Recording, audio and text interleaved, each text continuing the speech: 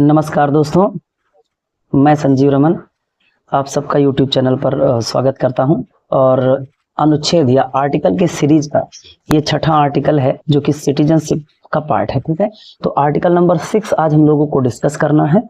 Article number 6 में दिया गया है right of the citizen of certain person, मतलब कोई ऐसा पर्सन है, सर्टेन पर्सन माने कोई ऐसा पर्सन है, हैव माइग्रेट टू इंडिया, मतलब वो कहाँ आया है, माइग्रेट टू इंडिया। अच्छा, आया होगा तो कहाँ से आया होगा, फ्रॉम पाकिस्तान, मतलब पाकिस्तान से। ये देखो, अब वो टेरिटरी कहाँ है, अब वो पाकिस्तान में है, लेकिन कहाँ आ रहे हैं, इंडिया आ रहे हैं। उसके लिए सिटीजनशिप के क्या रास्ते दिए गए हैं उसके बारे में चर्चा किया गया है। लेकिन इसमें एक चीज कहा गया है, not withstanding anything in the article number 5, मतलब आर्टिकल नंबर 5 में था कि बाई बर्थ सबको क्या मिल रहा था, सिटीजनशिप मिल रहा था। लेकिन यहाँ कहा गया कि ऐसा कुछ अगर हो कि वो टेरिटरी अभी पाकिस्तान में चली गई और उसके बाद वो व्यक्ति घूमते घूमते कहाँ चला आया, इंडिया में वो पर्सन चला आया, तो उसकी सिटीजनशिप कैसी होगी, इस बारे में चर्चा यहाँ पर करी गई है। अब कहा गया है अगर he or either of his parent, चाहे उसके कोई मम्मी पापा में से, ईदर पेरेंट माने कोई उसके मम्मी पापा में से, या उसके कोई बाबा और दादी में से, ग्रैंड पेरेंट्स, ठीक है, बाबा दादी में से इंडिया में बॉर्न हुए हों। बात समझना, वो पाकिस्तान में, अभी वो कहाँ चला गया, वो टेरिटरी पाकिस्तान में, लेकिन उसी जगह से एक आदमी इंडिया आ रहा है, या जो आ रहा है वो या उसके मम्मी पापा या उसके बाबा दादी, grand parents was born in India. किस हिसाब से ये जो इंडिया दिया गया है वो दिया था गवर्नमेंट ऑफ इंडिया एक्ट 1935 में, जो इंडिया का डेफिनेशन है उसमें अगर वो लड़का या वो लड़की जो भी ही और ईदर ऑफ हिज पेरेंट माने उसके मम्मी पापा या उसके बाबा दादी में से कोई इंडिया में जन्मा हो, ठीक है ना, ऐसे केस में उसको हम लोग इंडिया का सिटीजन मान सकते हैं। ठीक है, पहली बात। दूसरी बात के लिए कहा गया है कि अगर, बहुत ध्यान देना, 19 जुलाई 1948 के पहले दो कंडीशन हो सकता है। एक तो पहला कंडीशन ये है कि कोई ऐसा हो 1935 का जो भारत सरकार अधिनियम है जिसे गवर्नमेंट ऑफ इंडिया 1935 कहते हैं, उसमें जन्म हुआ है, तो वो उसके मम्मी पापा या उसके दादा दादी में से किसी का जन्म हुआ, ठीक, तो वो अगर इंडिया में है, पाकिस्तान से इंडिया आता है तो इंडियन सिटीजन माना जाएगा। पाकिस्तान माने अभी वो पाकिस्तान का पार्ट हो गया है। दूसरा चीज कह रहे हैं कि ऐसे कंडीशन में दो बातें हो सकती हैं।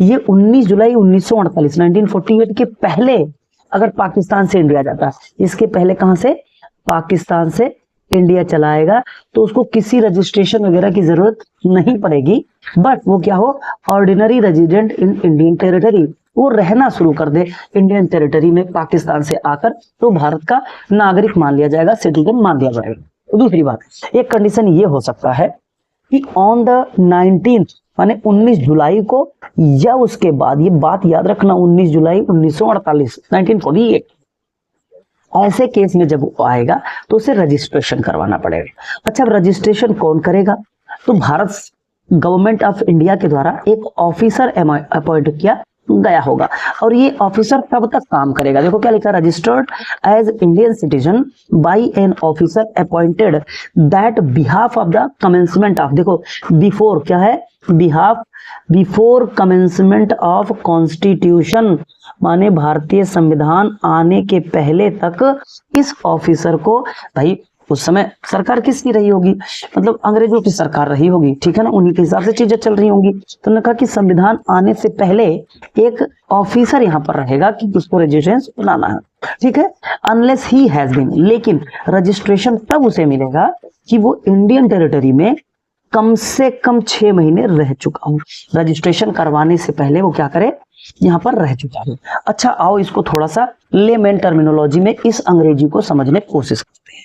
माने इतनी गंदी गंदी, इतनी बड़ी बड़ी, इतने हैवी अंग्रेजी के वर्ड हम लोगों ने पढ़े हैं, अब उसके रिस्पेक्ट में हमको क्या करना है भाई, हमको करना है थोड़ी छोटी छोटी बातें कर लें। तो हमने कहा एक डेट याद करना है, क्या, 19 जुलाई 1948, ये डेट है।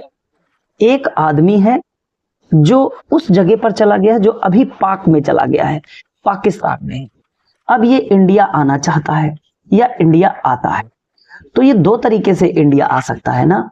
एक तरीका तो बिफोर 19 जुलाई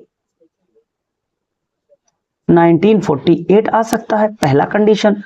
ऐसा आएगा ना, बस इंडिया में आके रहने लगे, वो क्या हो जाएगा, सिटीजन हो जाएगा। लेकिन दूसरा भी आ सकता है, दूसरे तरीके से अगर वो इंडिया में आता है, कब, या तो 19 जुलाई को, और या इसके बाद बोले तो आफ्टर। तो ऐसे केस में भैया उसे बस क्या करना पड़ेगा, रजिस्ट्रेशन करवाना पड़ेगा। लेकिन रजिस्ट्रेशन कब होगा, जब वो इंडिया में कम से कम 6 माह 6 मंथ रह चुका हो। बस इतनी सी बात आपको दी गई थी, ठीक है। तो पाकिस्तान से इंडिया को आने वाले व्यक्ति के लिए सिटीजनशिप की बात है। एक तो ऐसे कि वो एक, और इससे पहले क्या था कि गवर्नमेंट ऑफ इंडिया एक्ट 1935, इस वाले में क्या हो भाई, इसमें वो सिटीजन हो, उसके मम्मी पापा के द्वारा, वो हो स्वयं, या उसके बाबा दादी में से कोई भी अगर गवर्नमेंट ऑफ इंडिया एक्ट 1935 के तहत बने भारत के किसी टेरिटरी का व्यक्ति रहा हो और वो चलाए, कहाँ चलाए, इंडिया चलाए, इंडिया में रहे, तो उसमें क्या होगा, वो सिटीजनशिप कैंसिल हो जाएगा। लेकिन एक डेट याद रखना है, 19 जुलाई 1948, इसके बाद और इसके पहले। ये सारा कॉन्सेप्ट मैंने आपको समझाया। बस आप लोगों से ये चीज है कि भैया एक एक आर्टिकल अगर पढ़ें तो उसको रिवाइज जरूर करें, ठीक है। और अगर वीडियो अच्छा लगे, कंटेंट अच्छा लगे तो शेयर भी करना है, लाइक भी करना है, ठीक है दोस्तों। तो आज के लिए इतना बहुत है। जय हिंद, जय भारत।